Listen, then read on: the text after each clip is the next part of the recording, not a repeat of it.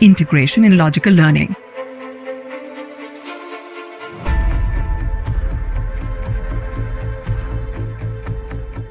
Structural organization of our body, Part 2.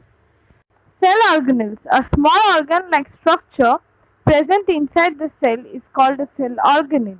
It has a particular structural makeup and it performs a specific function. Now the types. Depending upon the presence or the absence of the membrane, the cell organelles can be classified into three categories, namely, without membrane, some cell organelles like ribosome are not bounded by any membrane. They are present in the prokaryotic as well as the eukaryotic organisms. Now the single membrane bound. Some organelles are bounded by a single membrane, for example, the vacuoles, lysosome, Golgi apparatus, endoplasmic reticulum, etc. They are present only in the eukaryotic cell. Now the double membrane bound. Some organelles like the mitochondria and the chloroplast are double membrane bound organelles. They are present only in a eukaryotic cell. You can see a diagram of the same is given here below. Now the different types of cell organelles. The cell wall. By definition, the cell wall is a complex, highly organized structure that defines the shape of a plant cell. It is also found in bacteria, fungi, algae and archaea. Structure. Depending upon the type of the cells, a cell wall may contain the different types of polysaccharide, proteins and aromatics which contribute to its multi-layered structure.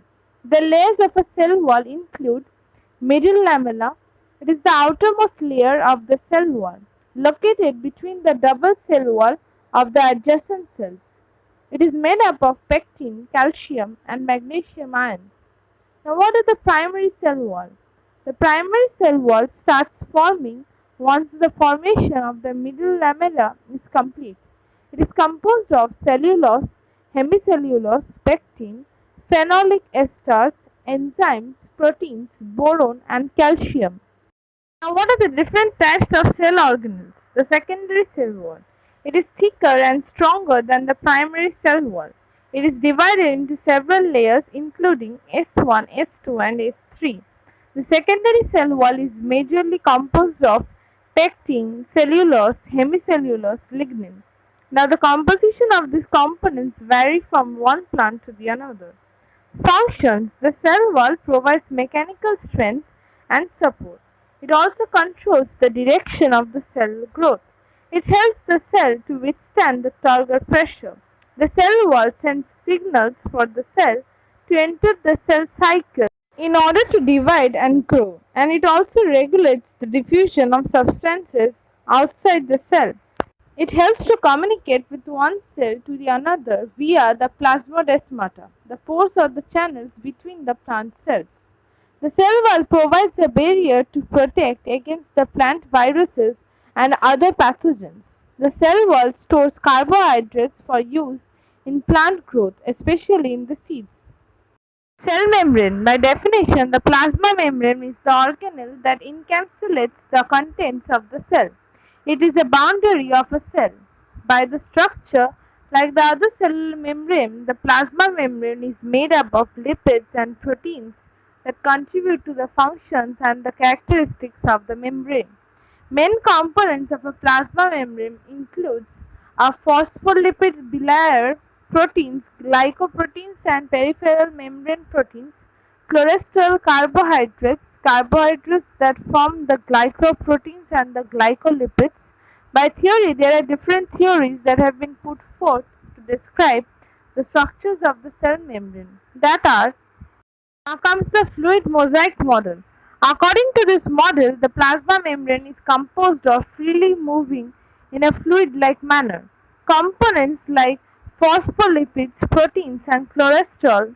Due to the fluid nature of the plasma membrane, it would continue to flow around an object if the object was inserted into the cell. The lipid bilayer.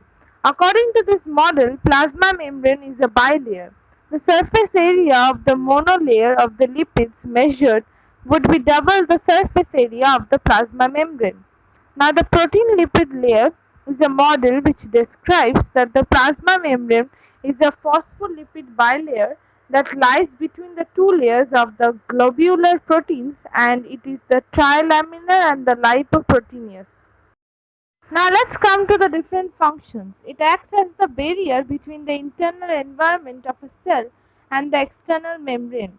It helps to regulate the substances that enter or leave the cell through characteristics of the phospholipid bilayer, which in turn provides the ideal cellular conditions for the cell to function normally. Plasma membrane is selectively permeable, and thus it does not allow all the substances in and out of the cell. It also helps to maintain the homeostasis within the cell. Because of the nature of the plasma membrane, different types of cells are able to ingest a variety of substances into the cell. The flexible property of the plasma membrane helps a cell to divide. Through the structures of the plasma membrane, cells are able to communicate with each other and also interact through signaling. Nucleus, by the definition, it is a membrane-bound organelle that contains the genetic material DNA of the eukaryotic organisms.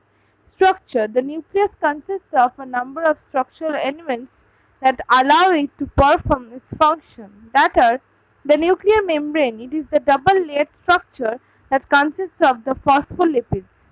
Nucleoplasm. It is one of the type of protoplasm which is composed of enzymes, dissolved salts, and several organic molecules.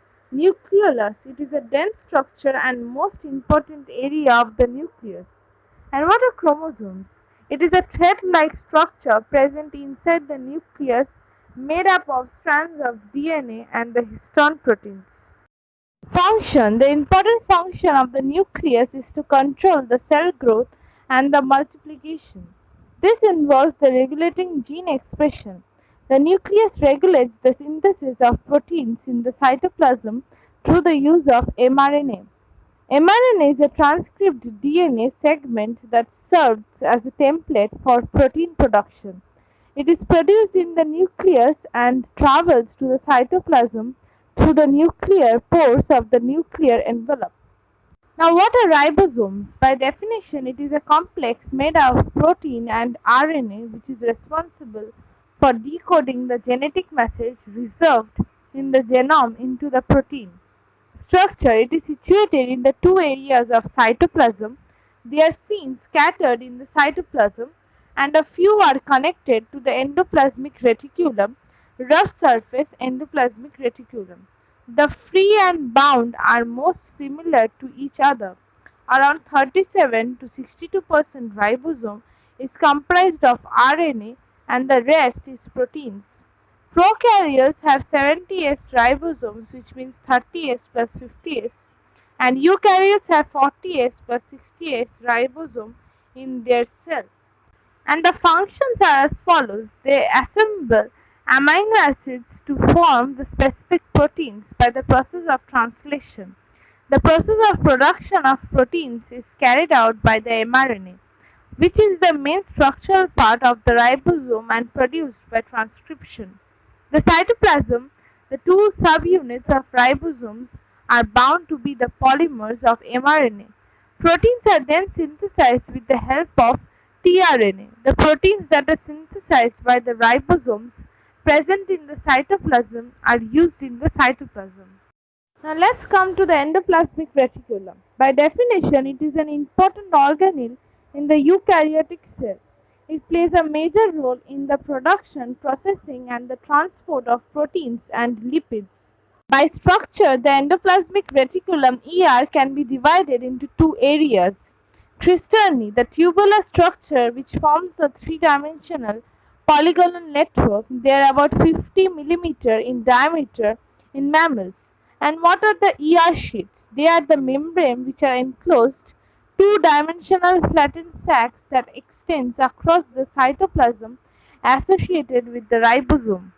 Now, what are the types? The smooth endoplasmic reticulum (SER) consists of tubules which are located near the cell periphery, and the rough endoplasmic reticulum (RER) synthesizes proteins because they are attached with the ribosomes. Now, the functions mainly responsible for the transportation of proteins and other carbohydrates to another organelle such as lysosome, Golgi apparatus, and they also provide the increased surface area for cellular reactions. They also help in the formation of nuclear membrane during the cell division. They play a vital role in the formation of skeletal framework. They play a vital role in the synthesis of protein, lipids, and glycogen and other steroids like the cholesterol, progesterone, testosterone, etc. Thank you for watching this video.